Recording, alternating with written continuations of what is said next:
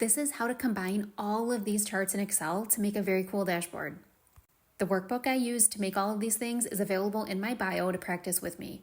First, let's convert these numbers for the butterfly chart.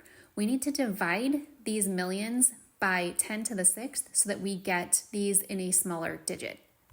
Next, let's add our data bars. We're going to highlight all of our information and go to conditional formatting data bars. Let's show the bar only and then change these to number. We want these to range from 0 to 45 million, so we're making sure our max says 45 million. Change the color for women and then change it to right to left. Repeat the step. We're going to go up to data bars again in conditional formatting and make sure you check that box to show the bar, number on each, and then 45 million is our max. And this time, let's go with a navy blue and left to right. Hit OK. Now, the reason we converted these is because we want to copy and paste, I'll show you better in a second, to a linked picture, and we're going to move those numbers over. And then we're going to do the same for women, and you'll be able to see it easier on this side. So we're going to highlight all of those, right-click, copy, paste to a linked picture.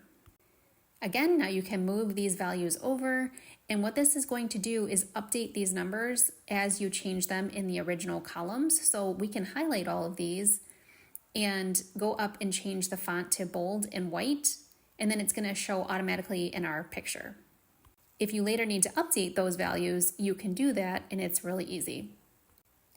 All right, next, let's add our shape. This is going to be off to the right. Draw in a rounded rectangle. You can pick any shape you like. I happen to like the rounder edges for a dashboard.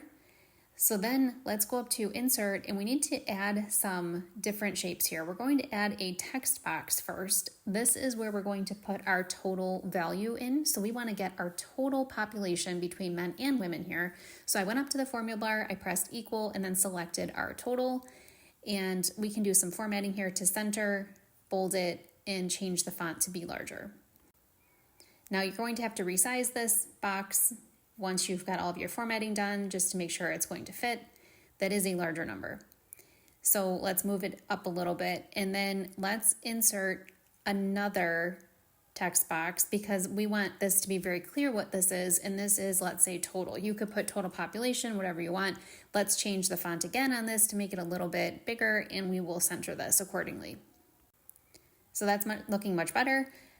Now we need to go up and let's insert another shape. This time it's going to be a line, and we're going to change this shape to a black line. It will be blue by default and you wouldn't be able to see it.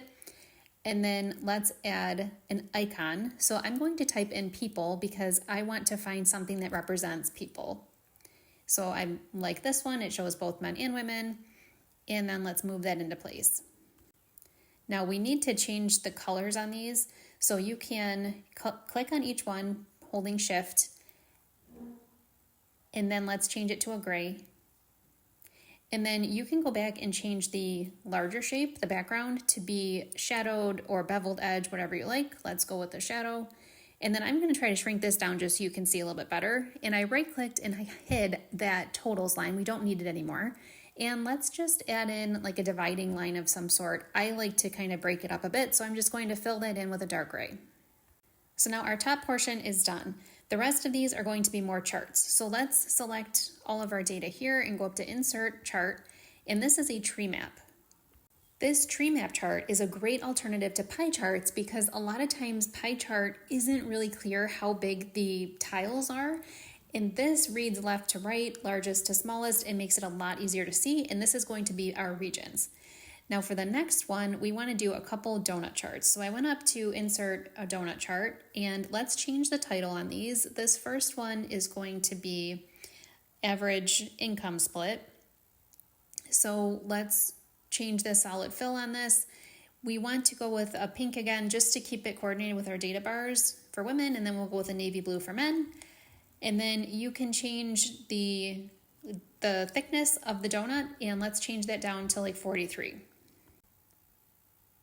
And then you can go with a no border. To me, that looks a lot better. I'm going to click on the legend and press delete. And I'm kind of resizing here and moving it around because we're going to want this to cover the text that is there. So as I'm resizing, you can go through here and change the fill on this so that you've got a background that stands out a little bit more. So let's go with that medium gray, And then if you click on the pink again and go with no border, no line, that looks much better to me. So you can choose lots of different options here. You can change soft edges, things like that, but let's just go with the shape and change it to rounded corners, and then we're gonna close. Now you have to repeat the exact same steps. So we're gonna highlight the percentages here with men and women, and we're gonna insert another donut chart, and let's change the title. Unfortunately, if you forget what the title is, like I did, you have to go back, and we've got bachelor degree or higher, and higher. So let's type that in so it's really clear what this donut is representing. And then again, let's change the colors. So we'll do a fill of pink on the left, and then we'll go with the right being the navy blue. So you can go through again and make a bunch of changes, or we could just make it simple and just go with rounded corners at the bottom in a sec, and then we'll change that to that gray. Looking good. Now let's close out of this. Once we've changed the whole size, we'll go down a little bit. Let's try to make this match, so we'll go with 43 as well. Now you can resize and move this right over top of the text that is there. Now I make these dashboards to fit the mobile screen, but if you have the entire computer screen, you can move things and expand them and make them much bigger. So I'm going to change my title just so it fits, again, the mobile screen, because once you bump down the title and you go to the next line, it's going to shrink your chart. Now for the bottom one, let's do a bar chart. We're going to select men and women in the percentages, go up to insert, and let's do a 3-dimensional one. So we'll pick that bar chart, and then I'm going to delete the title because I already have a labor force participation title in there. And we're going to cover that existing text, move this into place and resize. And then we're going to want to change colors yet again. So you can go up to chart design, and if you wanted to change the colors to just be really consistent, more monochrome, you could change this to gray, or you could have kept the colors, whichever you prefer. And then let's change the colors on the labor force participation.